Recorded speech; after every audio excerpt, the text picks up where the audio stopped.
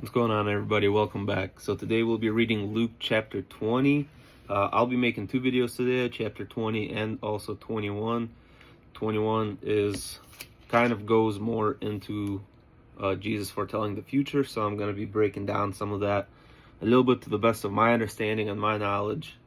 So it's going to be a good chapter. So hopefully I'll see you there as well. Anyways, without further ado, let's go ahead and dive into Luke chapter 20. All right. One day, as Jesus was teaching and preaching the good news in the temples, the leading priests and the teachers of religious law and other leaders came up to him. They demanded, "By whose authority did you drive out the merchants from the temple? Who gave you such authority?" So in the previous chapter, we read about how Jesus went into the temple. He flipped over all the tables, the merchant tables and stuff like that. Said that this is my Father's house. This is the house of praise and worship, right? Of prayers. And you have turned it into the den of thieves. So now he's being approached by the religious leaders and things of that nature, saying, "By whose authority did you do all this?" Right? So Jesus replies like this. "Let me ask you a question first," he replied. "Did John's baptism come from heaven, or was it merely human?" Again, John the Baptist, or John, who was baptizing, his name was John the Baptist. He was Jesus' cousin. He got killed earlier. We discussed it both several times throughout Mark and Matthew and Luke as well. So that's what he's referencing to. So did John's baptism come from heaven, or was it merely human? They talked it over amongst themselves. If we say it was from heaven, he will ask why we didn't believe him. But if we say it was merely human, the people will stone us, because they are convinced he was a prophet. Finally, they replied, "We don't know." And Jesus responded, "Then I won't answer your question either." Story of the evil farmer. Now Jesus turned to the people again and told them this story. A man planted a vineyard, leasing it out to tenant farmers, and moved to another country to live for several years. At grape picking time, he sent one of his servants to collect his share of the crop. But the farmers attacked the servant, beat him up, and sent him back empty-handed. So the owner sent another servant, but the same thing happened. He was beaten up and treated shamefully, and he went away empty-handed. The third man was sent, and the same thing happened. He too was wounded and chased away. "What will I do?" the owner asked himself. "I know, I'll send my cherished son. Surely they will respect him." But when the farmers saw his son, they said to each other, "Here comes the heir of the estate. Let's kill him and get the estate for ourselves." So they dragged him out of the vineyard and murdered him.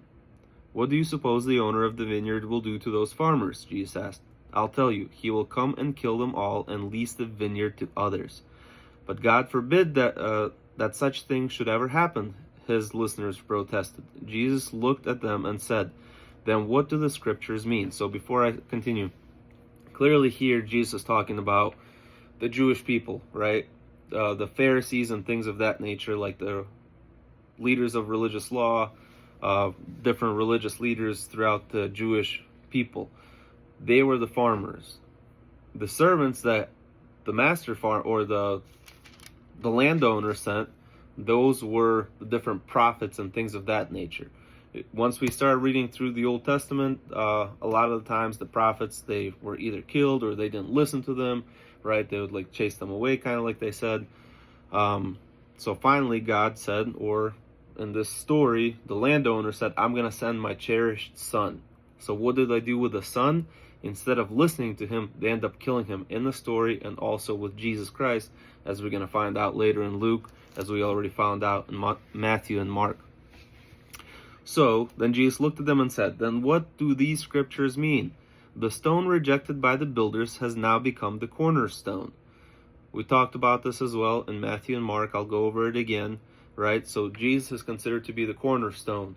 So the stone rejected by the builders being the Pharisees again, the leaders of religious law, the stone that they rejected, right, which was the Jesus Christ, the Son of God, has now become the cornerstone. So the cornerstone, especially back in the old days, the cornerstone had to be very, very perfect, because it would be the first stone that you would lay down. It had to have perfect edges, because the rest of the building, the rest of the bricks are going to be built off of that very cornerstone, right, the foundation.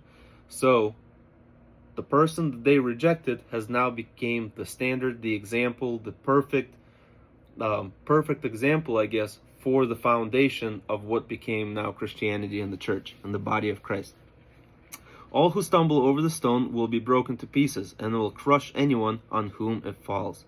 When the teachers of religious law and the leading priests heard the story, they wanted to arrest Jesus immediately because they realized he was pointing at them, that they were the farmers in the story. But they were afraid there would be a riot if they arrested him. Taxes for Caesar. Watching for their opportunity, the leaders sent secret agents pretending to be honest men. They tried to get Jesus to say something that could be reported to a Roman governor so he would arrest Jesus. Then they said, "Teacher, we know that you speak and teach what is right and not influenced by what others think. You sincerely teach the ways of God. Now tell us, is it right to pay taxes to the Roman government or not?" He saw through their trickery and said, "Show me a Roman coin. Whose picture and title are stamped on it?" "Caesar's," they replied. "Well then," he said, "give to Caesar what belongs to him, but everything that belongs to God must be given to God." So they failed to trap him in the presence of the people. Instead, they were amazed by his answer, and they were silenced. Discussion about resurrection. Then some Sadducees stepped forward, a group of Jews who say there is no resurrection after death. That explains who the Sadducees are. So you'll see a lot of times there's Pharisees and Sadducees. Sadducees are the people that don't believe there's a resurrection. They posed this question: "Teacher, Moses gave us a law that if a man dies, leaving a wife but no children, his brother should marry the widow and have a child who will be the brother's heir. Well, there was 7 brothers. The oldest married and then died without children. His brother married the widow, but he also died. Still no children. And so it went one after the other, until each of the 7 had married her and died, leaving no children. Finally, the woman died too. So tell us, whose wife will be in the resurrection? For all 7 were married to her." Jesus replied, "Marriage is for people here on earth, but that is not the way it will be in the age to come. For those worthy of being raised from the dead won't be married then, and they will never die again. In these respects, they are like angels. They are children of God, raised up to new life. But now, as to whether the dead will be raised, even Moses proved this when he wrote about the burning bush. Long after Abraham, Isaac, and Jacob had died, he referred to the Lord as the God of Abraham, the God of Isaac, and the God of Jacob. So he is the God of the living, not the dead. They're alive to him."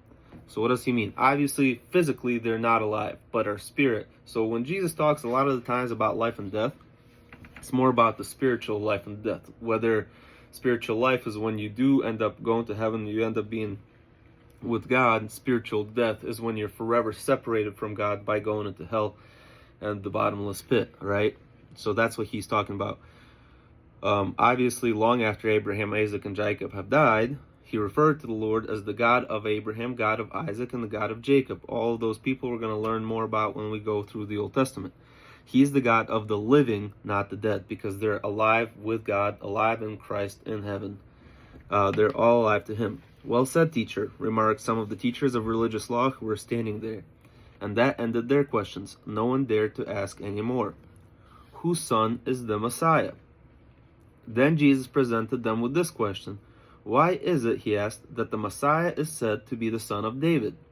David is King David. He was the man after God's own heart. He was not perfect. There's a lot of mistakes that he made, but he was still the man after God's heart. I'm sure probably some of you, even who are here for the first time, probably heard about the story of David and the Goliath, right? The giant, and the David with a slingshot and the rock who killed the giant.